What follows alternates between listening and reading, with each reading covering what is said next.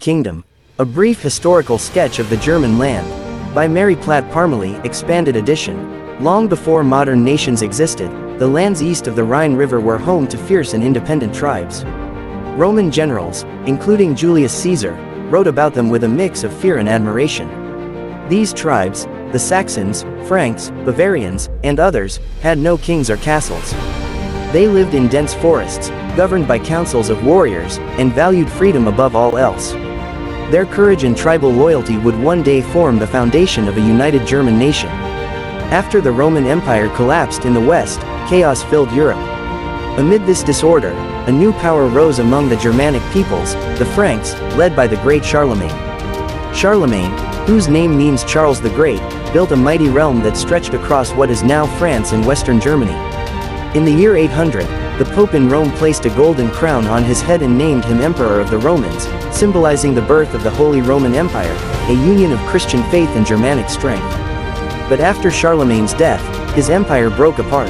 The western half became France, while the eastern lands, ruled by German kings, became the seat of what we now call Germany. For centuries, the Holy Roman Empire was not a single nation but a patchwork of duchies, bishoprics, and free cities.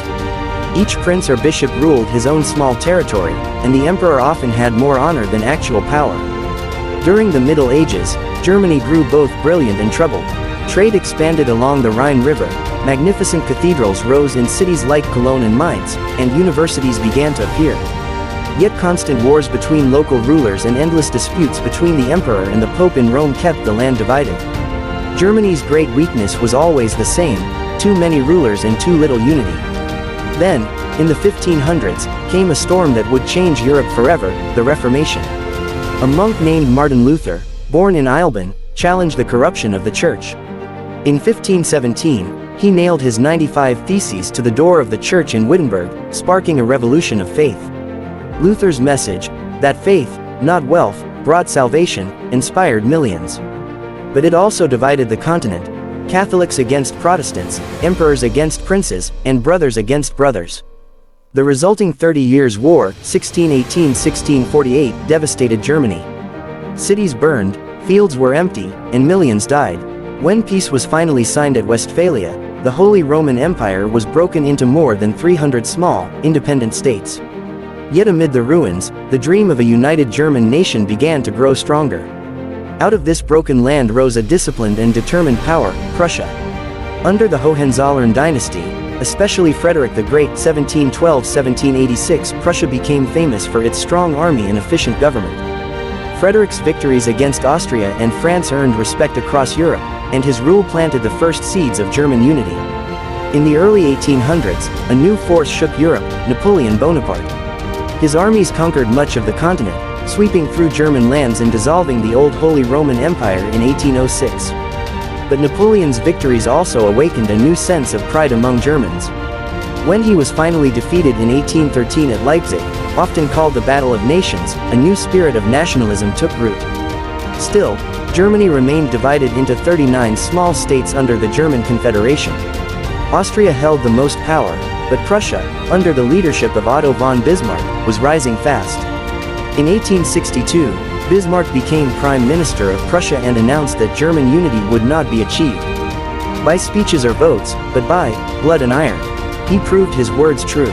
In 1864, Prussia defeated Denmark, taking control of Schleswig and Holstein. In 1866, Bismarck crushed Austria in the Austro-Prussian War, uniting the northern states under Prussian leadership. Finally, in 1870, Prussia defeated France in the Franco-Prussian War. At last, on January 18, 1871, inside the Hall of Mirrors at the Palace of Versailles, the German princes gathered to proclaim King Wilhelm I of Prussia as Emperor of a new German Empire. For the first time in history, the German people stood together under one flag. Berlin became the capital of this new empire, and Bismarck, known as the Iron Chancellor, guided it through its early years. Within decades, Germany became one of the leading powers of Europe, known for its science, education, and industry. Universities like Heidelberg and Berlin attracted scholars from around the world. Factories produced steel, chemicals, and machines that transformed modern life. But as Mary Platt Parmalee wisely wrote, true greatness does not come from conquest alone.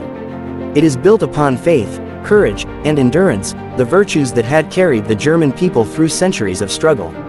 From the wild tribes of the Rhine to the empire crowned at Versailles, the story of Germany is one of resilience, a journey through division, war, and rebirth. It reminds us that nations, like people, are not born great. They become great through endurance, unity, and the lessons of history.